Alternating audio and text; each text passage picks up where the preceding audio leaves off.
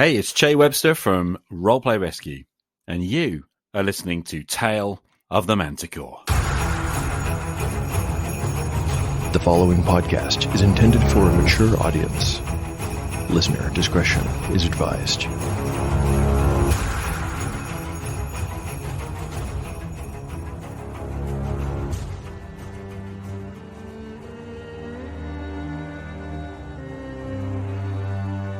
Welcome back to Tale of the Manticore, Season 2. Like the creature from which it takes its name, Tale of the Manticore is a mashup, a crossbreeding between two different species of storytelling. Here you will find the unpredictability of old-school RPG paper and dice games with the storycraft of a dark fantasy novel. No character is sacred, and no character will be spared if the dice decide their fate is at hand. According to lore, the tail of a manticore is barbed with cruel iron spikes. There will be much pain in the days ahead.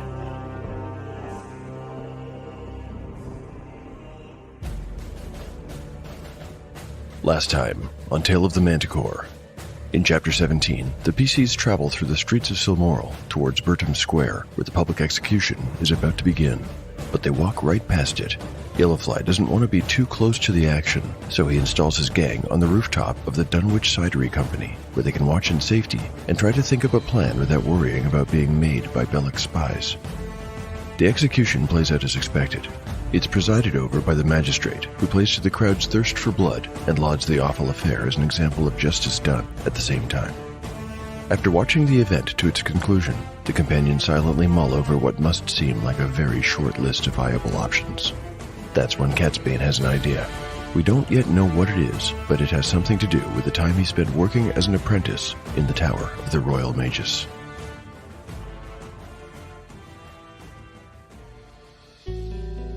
Chapter 18, Part 1, Day 52, Afternoon. Party status: Yellowfly, 15 of 15 hit points.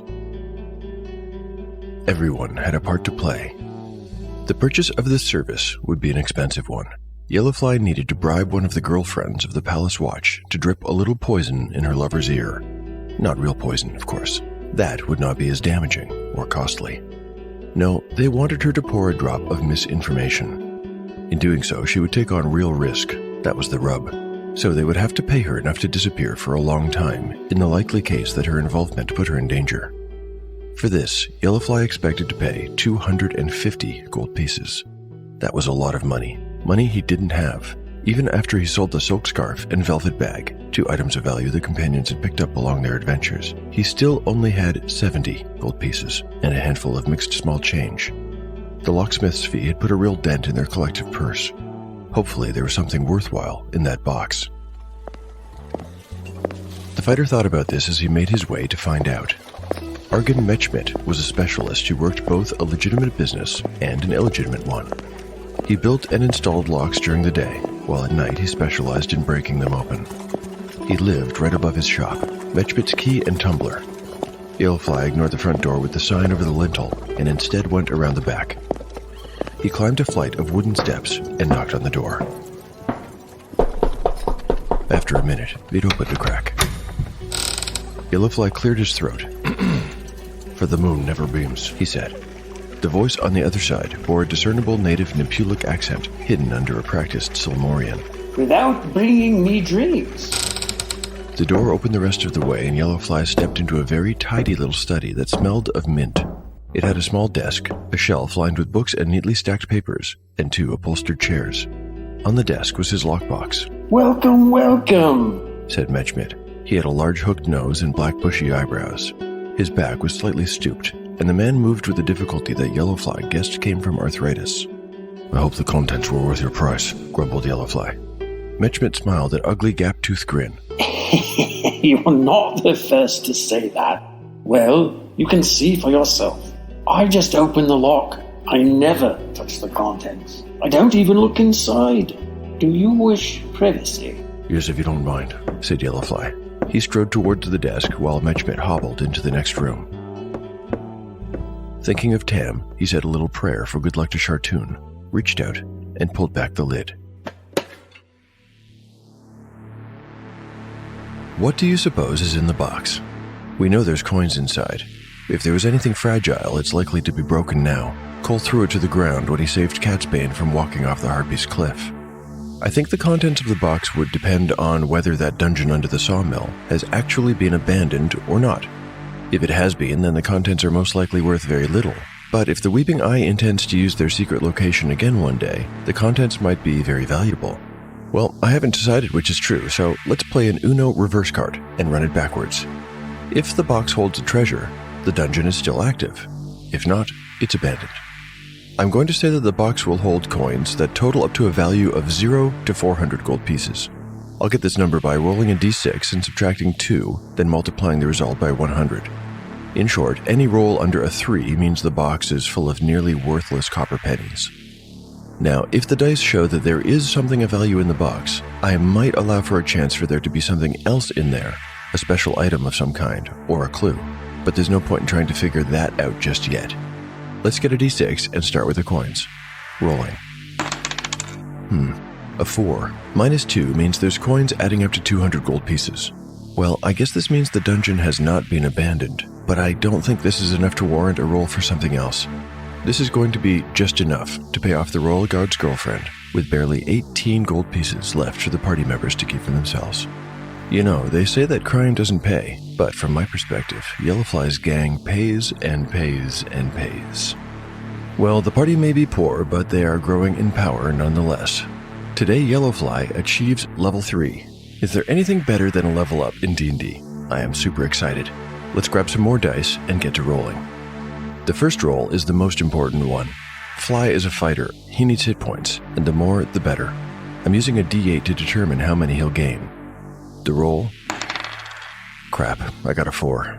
4 is my min-out number, so there will not be any bonuses or bumping up. Fly's maximum hit points go up to 19. Still a very good score, to be fair. Now, there's still chances for magic to happen, because attribute score bonuses are next. Rolling a d6 for strength. A 6, yes! 12 becomes 13, and here's that magic I was looking for. Yellowfly now gets a +1 to hit and damage rolls. Sweet. I don't even care what happens next. Wait, I shouldn't say that. It might anger the dice gods. I'll just shut up and roll. Intelligence. A 4. Wisdom. I've got a 5. Dexterity. Another 6. 10 becomes 11. No bonus or mechanical change there, but still, that feels great. And we're not even done. Constitution. A 3. Charisma. I've got a 2. You know what? That was actually a very lucky level up overall. I'm extremely satisfied. Yellowfly really jumped ahead in power, and the timing is good. He's going to need all of it.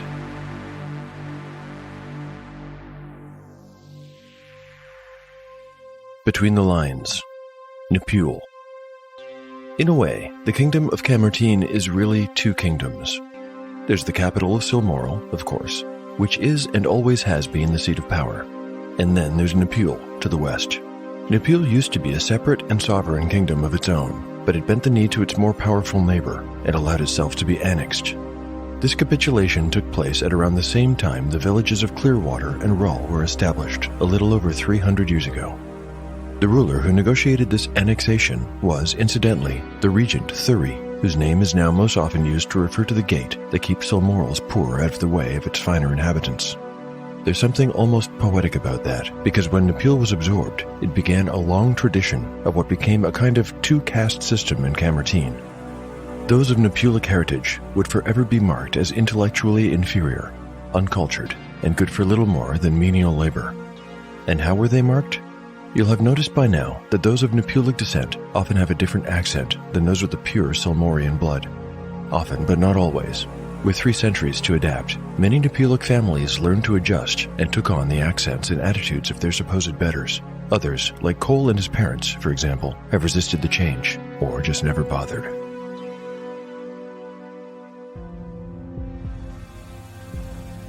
Chapter 18. Part 2. Day 53. Morning. Party status. Catsbane. 6 out of 6 hit points. Spells available. Catsbane has memorized Read Languages and Magic Missile. Everyone had a part to play. They had spent all the first evening and all the second day preparing for these next few hours. Cole had been coaching Catsbane non-stop, so if he couldn't do it properly by now, he'd probably never be able to pull it off. A Napulic accent would greatly improve his disguise. As for his physical appearance, there wasn't much the young wizard could do about his stature, but he could change some things. He was clean-shaven now. To hide his hair, he had a felt hat trimmed with fox fur pulled tight over his scalp. He wore a clean pair of linen trousers and a tight leather jerkin. All in all, he thought he looked rather good. Xavion the Red would have hired someone who looked like him to run errands at the castle. I think it's almost a sure thing that Catsbane can get past the royal guards. Catsbane is very familiar with the grounds, and with Carrick, and with the people the Magus does business with. The only real danger is that someone remembers him from his description. Technically, he's a wanted man, though the bounty on his head is no longer fresh, and even Lady Bellegret has probably found someone new to be angry with. Still, there is some danger here. I'll say a roll of a 1 or 2 on a d20 will spell disaster. The roll. Lucky 13. He's safe for now. The palace guard at the Cernan Gate was new, and, having never seen Catsbane before, had tested him. Where's the usual boy? Grumbled the guard, while he scowled at Catsbane's letter. The letter was a forgery, made to look like it came from his first master, Xavion's hand.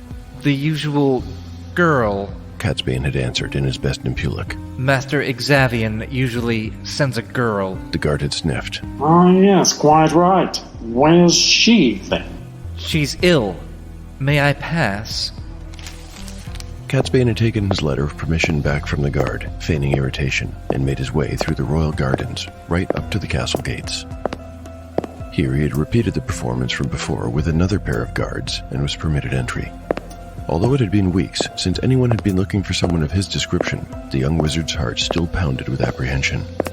Eventually, he found that his terror had been replaced by a thrilling adrenaline high. He felt utterly alive and fully present. He suddenly recalled that, when he first met Shawnee, he had asked her why she did what she did. Now he understood. This feeling was wonderful. By the time he reached the door to Carrick's tower in the laboratory level, he was smiling like a goblin. He had to force the grin from his face and take a deep breath before reaching out for the brass knocker. He heard the latch, and then the door opened. A young woman with very pale skin stood in the gloom, holding a polishing cloth. Catsbane very much wanted to ask her if she was on the tubes or if she was still working her way through the beakers and flasks. Yes. She said curtly. Her eyes darted to the letter in his hand. What do you want? She was new, thought Catsbane, so she had not yet been starved for company. Yes. Hello. Said Catsbane in his awkward Napulic. You were not expecting me? No, I don't think so. Who are you? Catsbane held up his forged letter, and the new apprentice took it from him, unfolding it and reading it over without inviting him inside. The master did not tell me to prepare these items, said the woman. Catsbane shrugged. I'll just wait here while you get them all packed and ready. He leaned against the wall, hoping he looked casual. He was counting on a couple of things. One, that this new apprentice would not know what some of the requested items in the letter looked like, and two, that she was pressed for time. She reread the letter with a doubtful expression on her face. As the door was about to close, he stuck in his foot to block it and leaned close, saying, I could come in and help you find everything if you'd like. I've been here 100 times before, and I do believe I know where most of these items are kept. Welcome, Sojourners. You have found yourself a cozy place at Sojourners Awake. I'm Jonathan, and together we produce audio dramas while playing our favorite 5th edition role-playing game. Our stories of epic fantasy are told in the homebrewed world of Bonsarel. Heroes like Felthrin Grovelore, the Bookends, and Traina the Dryad all come to life in this podcast. We focus on actual play storytelling while trimming all of the table talk and rules discussion in post. Instead, we focus on forming a compelling narrative together as players, with the end result being a wonderful audio drama which you can enjoy. So visit Sojourners Awake today, and as always, may your story continue.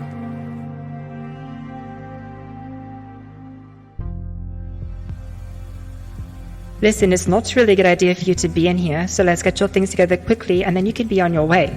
Come on in. Catsbane followed the new apprentice into the well-known space with all the familiar smells and sounds. The weeping from the pixie jar came to his ear immediately, bringing back a flood of memories. How recently his life had been turned upside down. It was astonishing to think that, if it hadn't been for Lady Bellagrette and her dead cat, he should still be right here, polishing flasks and listening to a fairy cry. They located the first item fairly quickly. It was a potion of diminution in a slender red tube. The tube had a stopper of wax and was bound in a sheath of twine. This was put on a nearby table while Catsbane pointed out the location to the next item. Yes, no, it's up one shelf. Yes, the green vial. Which one? Oh, I'm not entirely sure. If you sniff it, it will smell of mustard seed. The apprentice reached up to the shelf and pulled down one of two almost identical, strange flat jars. It looked like two saucers sandwiched together. There was a little cork stopper on top that the apprentice pulled out and then sniffed. She blinked heavily, swayed on her feet, and then crumpled to the floor, fast asleep. I'm sorry to have done that to you, said Catsbane. Now that he was free to move about as he pleased, he made his way to the spiral staircase. As long as he was robbing the place, he might as well take a few extra things. He was already a criminal with a death sentence hanging over his head. They couldn't kill him twice, so why not? He bounded up the stairs two at a time, knowing the apprentice would not be asleep for long. But he abruptly halted just before reaching the top. On the few occasions that Carrick had come back from wherever it was he spent his time away from the tower, he had always spoken the same word at the top of the stairs, and a different word as he came back down. There was clearly some kind of ward here that his master was disarming and rearming. He found it right away, though anyone that was not paying attention would certainly have missed it. A dark crystal shard pushed into the corner of the top step. When its glint caught his eye, Catsbane stopped and spoke the word he had heard Carrick speak in the past. Algra. He knew two words in Dwarvish, and this was one of them. It meant summer. The other word he knew was Kira, winter. Catsbane did not speak this word since he believed that would rearm the crystal. He picked it up and examined it, holding it between thumb and forefinger. Somehow the dwarves had managed to trap a blizzard in here. Once the crystal was armed, by speaking the dwarven word for winter, it would quickly charge up, and then any living thing standing near it would cause it to explode in a tightly focused ball of unimaginable cold.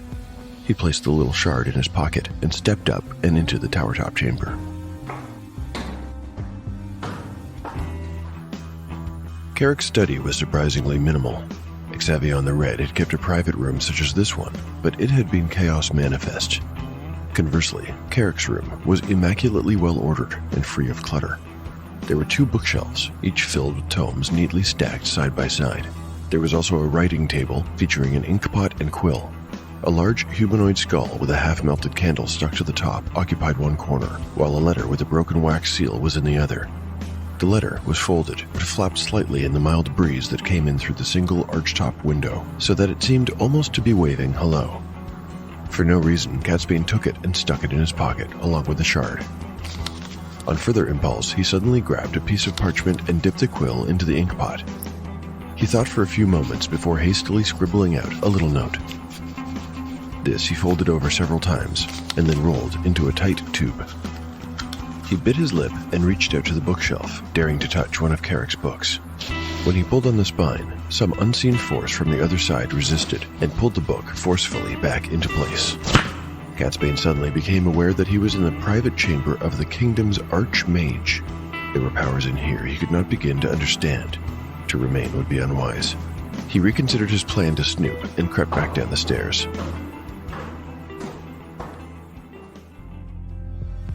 When he reached the bottom, he stepped over the sleeping form of the apprentice and grabbed the potion of diminution. He pulled free the wax stopper and poured the syrupy liquid into a wooden bowl. Then he filled the bowl with iron pellets from a container near the Ferrum Mandukare. It had been silent in its box up until now, but when it heard the pellets being scooped up, Catsbane could hear it begin to chitter and scuttle about. When the special meal was prepared, Catsbane slid the potion-soaked pellets through a slot in the creature's box. The scuttling grew louder and then stopped as the creature fed. Hoping that his plan had worked, Catsbane took a deep breath, opened the lid of the box, and reached in his arm. His fingers touched something smooth and hard, the creature's carapace. He grasped the wriggling thing and pulled it out. Thankfully, the potion had done its work, and the beast was no more than a few inches from tip to tail. Its little feet walked mechanically in the air, finding no purchase, while Catsbane held it aloft, regarding it with a mixture of marvel and revulsion. Before he could change his mind, he slipped it into his shoulder bag and turned towards the door. But there was one last thing to do. He slipped the curled-up note he had written into one of the glass beakers. The apprentice would wake up and find it eventually, but by then he would be long gone. He stole a last glance back at the young woman. He would have liked to take the pot of sleeping dust too, but he dare not risk waking her, so he would have to leave it behind. Well, he had what he was after. So Catsbane slipped out the door, walked down the hall and through the gate, and then left Whitestone Castle behind him. He thought to himself that he would probably never come back again.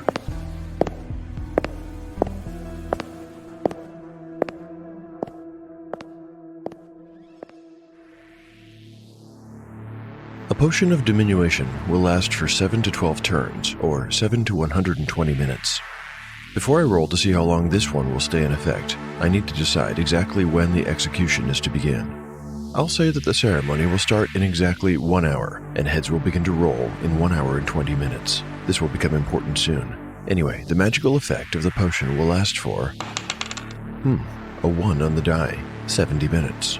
Usually a low roll is not what you want to see, but in this case it might actually save some lives. All the same, the PCs had better hurry up.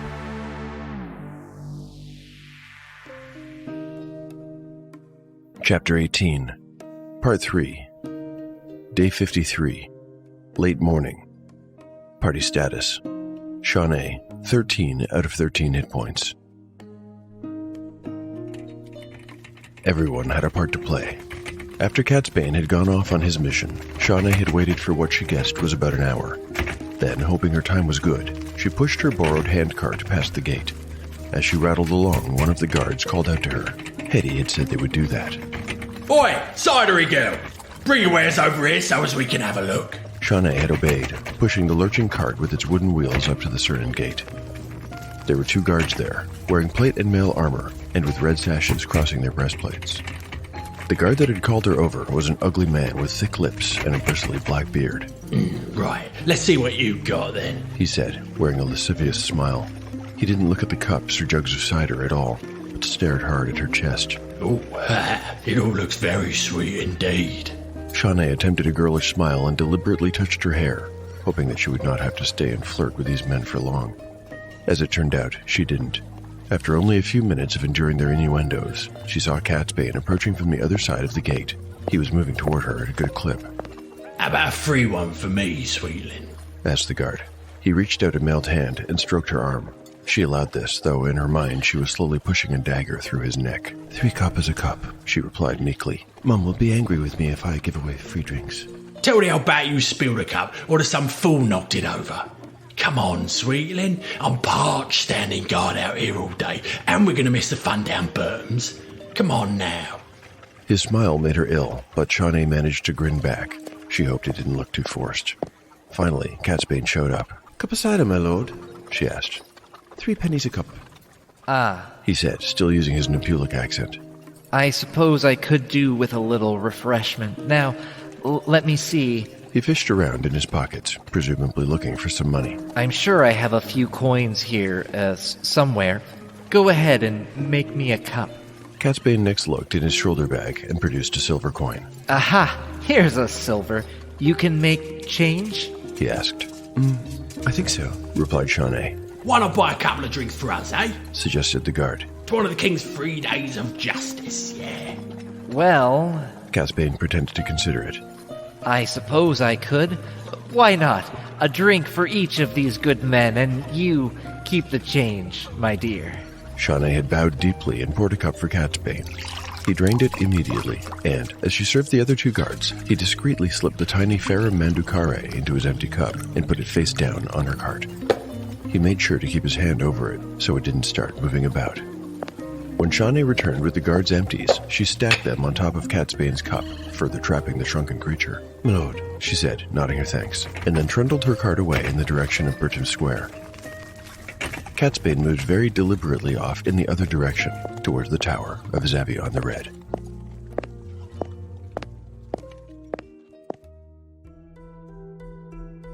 Chapter 18, Part 4. Day 53. Noon. Party status. Cole, 12 out of 12 hit points. Everyone had a part to play, and Shawnee had told him that he would need to move with haste, so that's what he was doing. Cole was pushing his way to the front of the large crowd, assembled at Bertram Square for the final day of blood and justice. When someone got in his way, he clipped them hard with his shoulder. The person he shoved would look back in angry outrage before registering Cole's size. Then they'd just curse and retreat into the press of bodies. What the hell with you? Cole kept the palm of his hand firmly over the top of his cup, with the creature trapped inside. To any onlooker, he would have looked like a pushy brute, more concerned with not spilling his drink than with making friends. He had a sudden thought and couldn't help but laugh to himself. To think that if he had not been grounded after their assault on the safe house weeks ago, if he had been able to help Shawnee and Catsbane at the warehouse, or Yellowfly at the City Watch Tower, then he would be no use to them now. Not one of the others could safely move about in the crowded public space. Shawnee, for example, had not stuck around to sell cider. She had pulled up her hood and left Bertram Square immediately after the handoff. He felt a little scratch on the palm of his hand as the creature in the cup scuttled around. It made him shudder, but he did not take his hand away. Instead, he continued to push his way rudely through the crowd, drawing rebukes, but nothing else. He was almost at the front of the stage now. The magistrate was there, with a bell in his hand. To the left of the stage and to the right was a phalanx of soldiers, 50 men on each side. In charge of the left force was the doughty and heavily armored Captain Bellick. On the right was a slender man in ceremonial armor. That must be Sindwan, thought Cole, judging by the gaudy medallion hanging from a chain around his neck. King Culfrey himself was supposed to be in attendance today, but Cole did not see him among either group of assembled guards. The thing scuttled in the cup again, and Cole wondered how long it had been since Catsbane captured and trapped it. The young wizard had mentioned that time would be an important factor in all of their missions, but he had not explained why. Just then, the magistrate swung his bell, and the first knell pealed out. Several things happened at once. I think the companions have put together a very good plan here, one that plays to each of their strengths and utilizes the opportunities available. Still, the best laid plans and all that, right? Something could still go wrong here. What would that look like, I wonder? Could Shawnee be spotted as she leaves? It's unlikely. Someone in the crowd might pick a fight with the likes of Cole? Not much chance of that either, but it's not impossible, I suppose. Someone who's drunk, or even someone as big as he is, might do that. Maybe someone bumps into Cole by accident and he drops a strange package. All of these seem very unlikely, but not impossible. So what would the chances actually be? I think I'll roll a simple wandering encounter check. That seems fair in this case. A 1 on a d6 will indicate that something has gone awry. I'll just grab a die. This is a nice new pearlescent blue one. Here's the roll. You have got to be kidding me. I got a 1. Oh man, how unlucky can these guys be? They can't catch a break for love or money. Alright, what does this look like exactly? I think I need some time to figure this out, so instead of continuing the execution scene, I'm going to pivot and end the episode with this instead. She had woken up with her head pounding. The strangely shaped bottle was on the floor beside her, and now she realized that she was on the floor too. What was she doing there? Maybe she could begin to figure out what had happened, if only she didn't have this terrible headache. She picked up the odd bottle and replaced its cork, which was lying by her hip. Getting shakily to her feet, she gently conducted herself to the place where it belonged and replaced it. Scanning the laboratory, things appeared as usual. The crying pixie still wept. None of the equipment seemed to have been tampered with. The only things missing were the items she had set on the table for that errand boy. When the pain in her head subsided, she began a thorough inventory, making her way through her cleaning list in order and from the beginning. Everything was in its place, and as it should be, until she found a little note rolled up and stuck into the neck of a glass beaker. She fished it out with a fingernail and carefully unrolled it. The writing was very tidy and contained just 2 short sentences. It read, "I'm sorry to have robbed you. You might wish to flee while you have time." Thank you for listening to Tale of the Manticore, and thanks for all your support. I let this episode run a little bit long, so I'm going to keep this section brief. But I can't sign off without thanking my awesome cast of voice talent, and this episode is bursting with it. In the roles of both Argon Mechmit, the locksmith, and the first Cernan Gateguard is Dungeon Mr. Ty of Adventure Slang Productions. Find out about his new Avard in TTRPG and its Kickstarter, plus much more, at adventureslang.com. Playing Carrick's new apprentice is the very talented Erin Baumier. You can find her at Erin Dippity Doo on Twitter. As always, Kyellen is back and killing it, playing the role of Catsbane. And there's another newcomer to the show, too. Robert Newman plays the second Cernan Gateguard. You can find Robert at robertnewmansound.com. Thanks very much to you all, Ty, Aaron, Kyellen, and Robert. Happy holidays, everyone. The adventure will continue next time on Tale of the Manticore, the story where chaos rolls. A Theater in the Dark creates original audio fiction, homegrown award-winning audio plays. Whether you want to track down suspects, like a ripped-up newspaper, we were only getting half the story. Escape those pesky Martians, a metal Martian tripod, 100 feet high, rolling forth at a terrific speed. Or hunt that dreaded white whale. The white whale, I say, a white whale. Skin your eyes for look sharp for white water. If you see but a bubble, men, sing out. You can journey into the dark with A Theater in the Dark, stories through sound. Find us by searching A Theater in the Dark wherever you get your podcasts, or online at atheaterinthedark.com.